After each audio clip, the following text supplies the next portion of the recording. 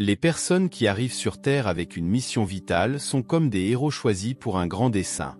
Ils affrontent un voyage rempli de défis et de douleurs, une vie où les récompenses semblent rares, comme si une ombre malveillante les poursuivait constamment.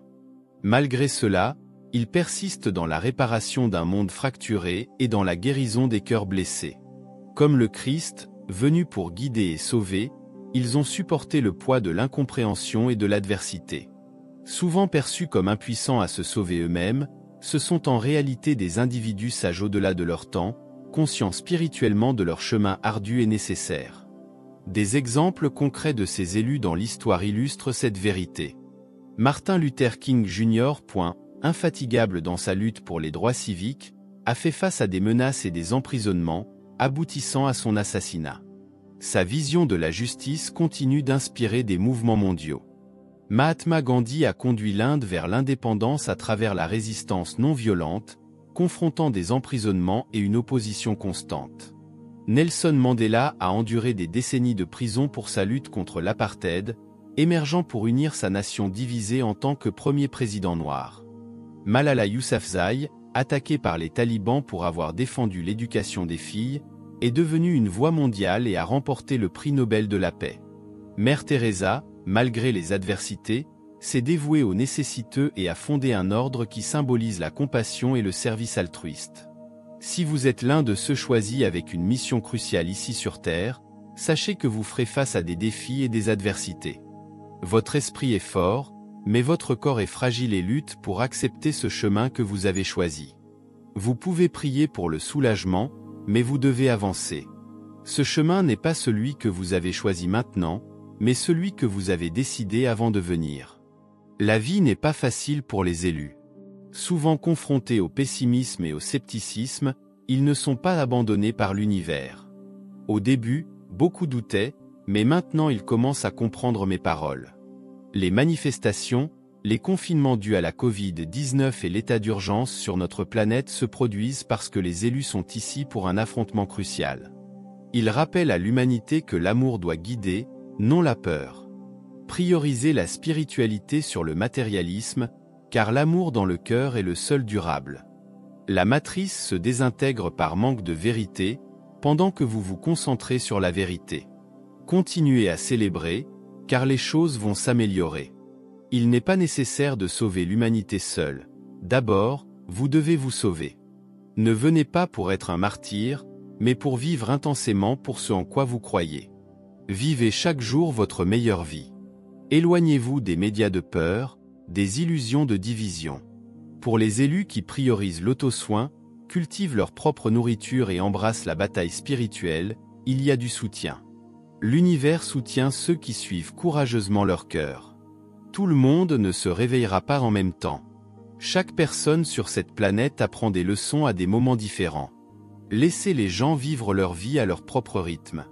Ne vous inquiétez pas si on vous traite de conspirationniste ou si on vous qualifie de fou. Après tout, on a aussi qualifié Tesla de fou. En tant qu'élu, attendez-vous à être aimé et admiré par beaucoup. Attendez-vous à ce que des foules vous suivent quand elles réaliseront la différence que vous faites, mais soyez prêts pour la souffrance. Préparez-vous à être ridiculisé. C'est le fardeau que l'élu doit porter. Les gens conspireront contre vous, planifieront de vous emprisonner. Des amis vous trahiront, d'autres n'iront vous connaître. Beaucoup ne valoriseront pas votre passé. Parmi votre propre peuple, peu vous honoreront. Certains amis et membres de la famille ne soutiendront pas votre mission d'âme, d'autres souhaiteront votre échec. Beaucoup verront votre lumière et refuseront de vous soutenir. La société peut ne pas valoriser votre bonté et votre empathie. Ils peuvent les voir comme des faiblesses et essayer de profiter de vous. Certains vous traiteront de naïfs pour être si bons. Des obstacles seront intentionnellement placés par des personnes malveillantes pour vous ralentir. Sur le plan spirituel, des esprits malveillants essaieront de bloquer votre chemin. Ils ne veulent pas que vous accomplissiez votre mission divine. Ils lutteront contre vous quotidiennement. Reconnaissez cela et planifiez votre réponse. Souvenez-vous, vous êtes un guerrier. Considérez Joseph dans la Bible. Ses propres frères, jaloux de ses rêves et de la faveur de leur père, l'ont vendu comme esclave. Malgré des accusations injustes et une incarcération, Joseph est resté fidèle au dessein divin. Finalement, il accéda à un grand pouvoir en Égypte et sauva de nombreuses personnes de la famine, y compris sa propre famille. Pensez à David, choisi pour être roi mais poursuivi par Saül pendant des années, avec des tentatives d'assassinat motivées par la jalousie et la peur. Malgré le danger constant, David a fait confiance au plan de Dieu et est devenu l'un des plus grands rois d'Israël. Regardez Jésus-Christ, qui a fait face à une énorme opposition malgré ses enseignements d'amour et ses miracles.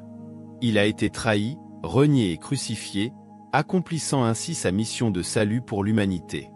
Ces exemples illustrent que être choisi signifie souvent affronter des épreuves et des souffrances significatives.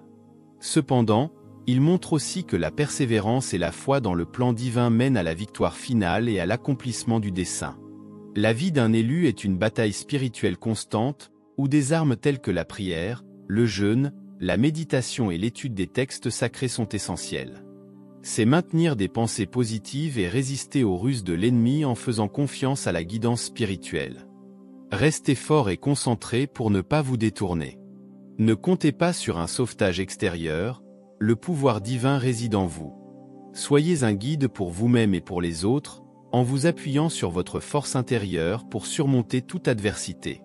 Si vous souhaitez maintenir tous ceux qui vous entourent heureux et la vie en ordre, souvenez-vous de prendre soin de vous-même avec autant de dévouement. Sauvez-vous en utilisant la sagesse et le discernement à chaque étape. Ne faites pas confiance facilement aux gens. Gardez un profil discret et faites votre travail calmement. Éloignez-vous de ceux qui ne soutiennent pas votre mission. Évitez les influences négatives et leurs mauvaises intentions pour ne pas absorber de mauvaises énergies. Si vous percevez de la jalousie ou de la haine, maintenez vos distances pour ne pas en être affecté. Montrez votre force, exprimez votre pouvoir sans craindre ceux qui cherchent à vous nuire. Ce message est un signe pour cette semaine, attendez-vous à un miracle inattendu. Cela peut sembler improbable, mais croyez que cela se produira. Nous sommes tous uniques à notre manière. Être choisi signifie choisir soi-même, en se rappelant de sa nature spirituelle dans cette expérience humaine. De plus en plus de gens se réveillent à cette vérité, prêts à revendiquer leur pouvoir. Cependant, le chemin des élus peut être difficile et instable. En découvrant votre divinité intérieure, vous réalisez que la vie va au-delà des conventions. Vous refusez d'être simplement un parmi tant d'autres. Ce réveil peut être déconcertant car une fois que vous en prenez conscience, vous ne pouvez pas revenir en arrière. Je me souviens comment tout a changé quand j'ai réalisé le mécontentement commun dans la vie quotidienne. J'ai dû repenser ma carrière et mon but. Beaucoup se sentent piégés, mais il y a toujours une issue, comme j'ai pu l'apprendre par expérience. Mon voyage est la preuve que tout s'arrange à la fin. J'ai suivi mon cœur et fait confiance à mon intuition, comprenant la dysfonction de la société. Comme l'a dit Krishnamurti, ce n'est pas un signe de santé que d'être bien adapté à une société profondément malade. Quand vous vous éveillez, vous pouvez vous sentir isolé en surmontant vos anciennes croyances, votre ville, voire même votre pays. Cela peut être intimidant, mais la peur n'est pas utile. L'amour, en revanche, est le chemin à suivre. Pour ceux qui poursuivent leurs rêves et leurs passions, le chemin peut être effrayant, mais avancez malgré tout. Acceptez la peur et avancez, car votre futur vous remerciera d'avoir eu le courage de rechercher la vie que vous méritez. Même en tant qu'élu, il est normal de ressentir de la peur, mais ne vous y attachez pas. Il arrive un moment où vous réalisez que votre singularité n'est pas une malédiction, mais un cadeau. Vous vibrez à une fréquence différente, destinée à voir le monde d'une manière unique. Parfois, lorsque vous ne vous intégrez pas, c'est parce que vous êtes destiné à vous démarquer. Les défis et les souffrances des élus résonnent profondément dans l'expérience de Jésus-Christ. Combien de fois considérons-nous qu'il est le seul à comprendre pleinement notre douleur et notre souffrance? Non seulement il a aidé les autres par compassion, mais aussi par empathie. Avant de réaliser son don d'expiation, Jésus a vécu beaucoup de douleurs et de souffrances de ceux avec qui il a vécu sur terre. Il a fait face au rejet et a connu la douleur des lépreux et des marginalisés qu'il a guéris. Il a ressenti la perte en perdant son cousin Jean-Baptiste et a pleuré avec Marie et Marthe. Il a connu la solitude, la cruauté, la trahison et d'autres défis que nous affrontons encore aujourd'hui. Son expiation infinie lui permet de comprendre aussi les douleurs individuelles qu'il n'a pas vécues personnellement sur terre. Il est sans aucun doute le juge le plus empathique et consolateur, peu importe comment nous le percevons. Affronter des défis sur terre nous connecte affectueusement avec ceux qui ont traversé des luttes similaires. Cette connexion nous rend plus compatissants, reflétant l'empathie du Christ. Pour les élus, ce voyage est parallèle. Leurs cicatrices prouvent qu'ils ont été façonnés pour comprendre et aider. Ils supportent la douleur et la souffrance non seulement pour eux-mêmes, mais aussi pour guider et guérir les autres. Plus ils font face à des défis, plus leur amour et leur empathie grandissent, même pour ceux dont ils ne connaissent pas personnellement les luttes. C'est essentiel pour être un élu, transformer sa propre douleur en guérison et rédemption, en suivant l'exemple de Jésus-Christ. Tout comme Christ, les élus sont appelés à affronter les défis avec courage et foi, prêts à tout ce qui peut venir. Chaque cicatrice, douleur et lutte témoignent de leur force et de leur capacité à inspirer les autres. Ils montrent qu'il est possible de sortir plus fort et plus sage des adversités, prêt à accomplir la mission divine de guider l'humanité. Récemment, en réfléchissant à des défis personnels, j'ai réalisé comment ces expériences ont changé ma façon d'interagir et de prendre soin des autres. Malgré les difficultés, j'ai développé de l'empathie et une approche plus attentionnée du service, quelque chose que je n'aurais pas appris autrement. Affronter la solitude et les défis d'être l'un des plus âgés dans un groupe de jeunes adultes célibataires m'a aidé à mieux me connecter avec un frère célibataire que j'ai commencé à prendre soin quelques années plus tard, dans une communauté voisine. Faire face à une nouvelle intolérance alimentaire m'a rendu plus conscient des besoins alimentaires des autres et plus prudent lors de la planification d'événements liés à la nourriture ou de la préparation des repas. L'expérience d'avoir un bébé prématuré en soins intensifs néonatal m'a sensibilisé aux défis que je sous-estimais lorsque d'autres traversaient cela, me permettant d'offrir un meilleur soutien, des conseils et de nouer des amitiés avec des parents ayant vécu des situations similaires.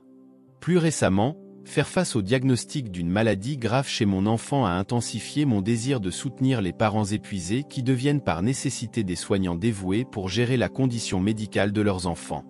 Je considère ces expériences comme une grande croissance dans l'amour pour autrui et une compréhension plus profonde de quand offrir une aide significative, reflétant l'empathie que les élus doivent montrer. En vieillissant, je réalise de plus en plus que les élus ne traversent jamais les épreuves seuls. Satan essaie de nous isoler et de nous désespérer, mais nous pouvons trouver du réconfort en sachant que d'autres élus ont traversé des défis similaires et comprennent notre douleur à un certain niveau.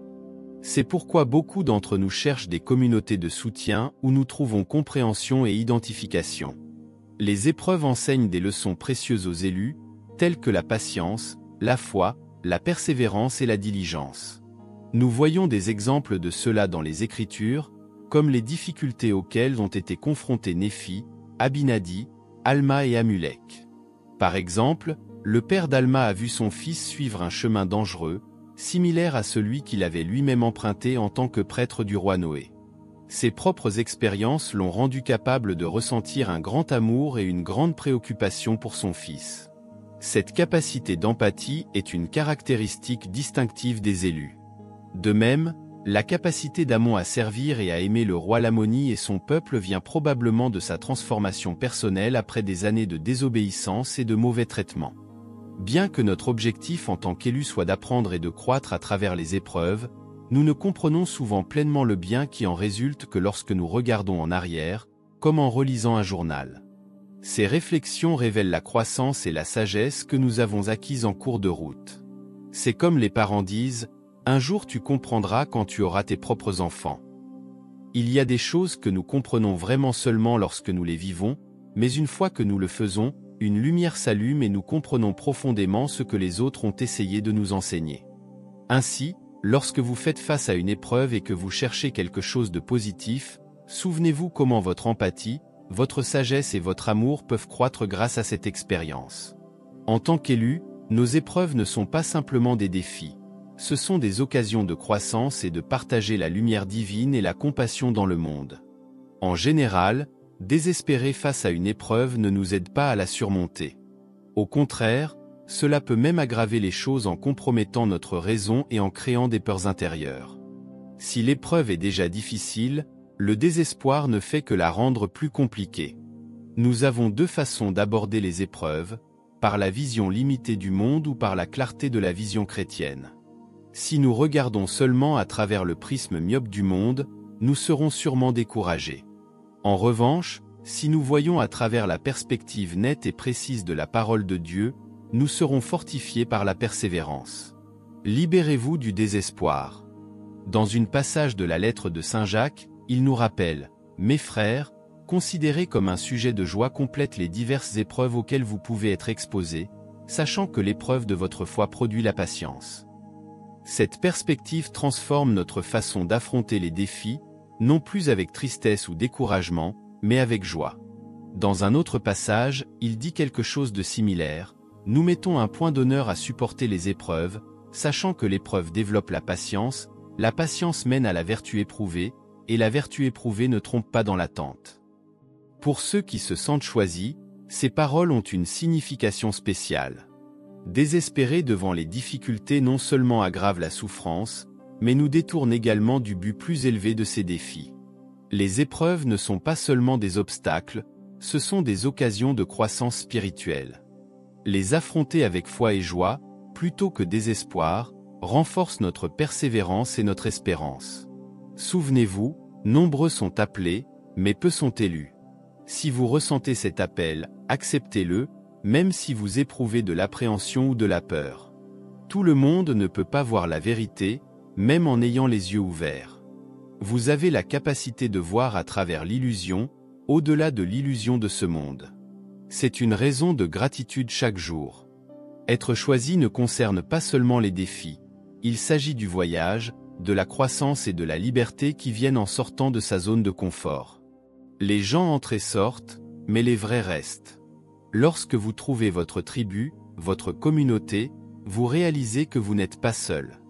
Vous faites partie d'un réseau mondial d'âmes qui voit le monde de la même manière que vous. Ainsi, il n'y a plus de raison de craindre.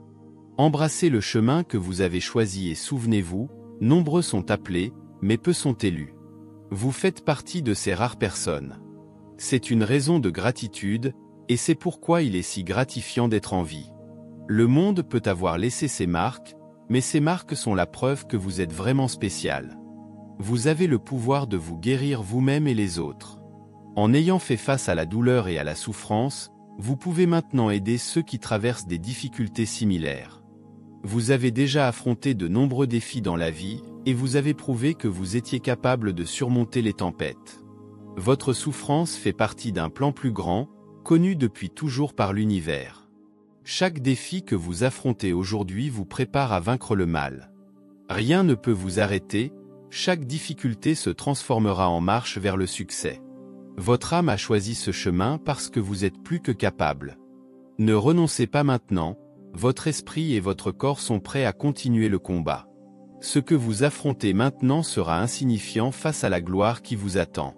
Ayez confiance dans le chemin que vous suivez.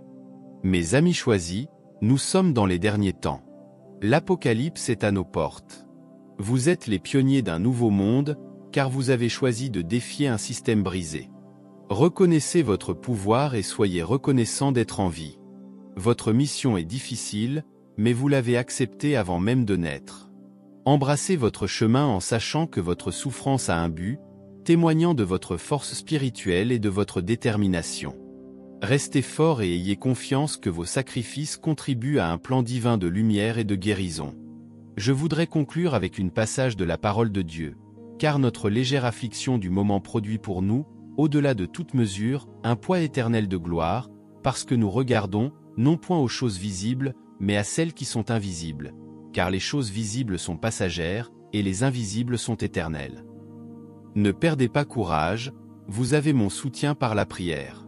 Si vous êtes arrivé jusqu'ici, je vous encourage à vous abonner à la chaîne et à aimer la vidéo, c'est une façon de soutien qui nous permet de produire plus de contenu.